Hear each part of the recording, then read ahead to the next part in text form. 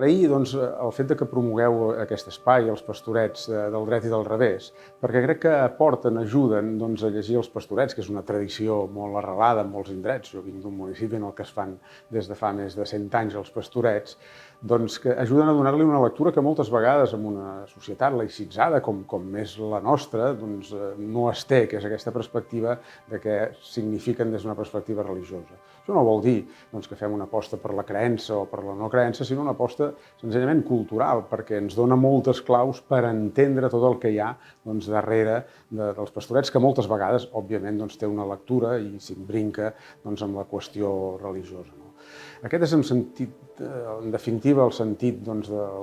la Direcció General d'Afers Religiosos, que està adscrita al Departament de Justícia i Qualitat Democràtica, de posar en valor el fet religiós des del respecte més escrupolós per la laïcitat i la laïcitat positiva. No som, òbviament, ni un govern, ni un país, ni una administració confessional, Déu-nos en guard, però en qualsevol cas sí posar en valor aquests valors positius del fet religiós per la convivència i per tants altres aspectes. Per tant, espero que gaudiu d'aquest cicle de cinema i que gaudiu també d'aquests programes que particularment s'impulsen i també gaudeixen del nostre suport.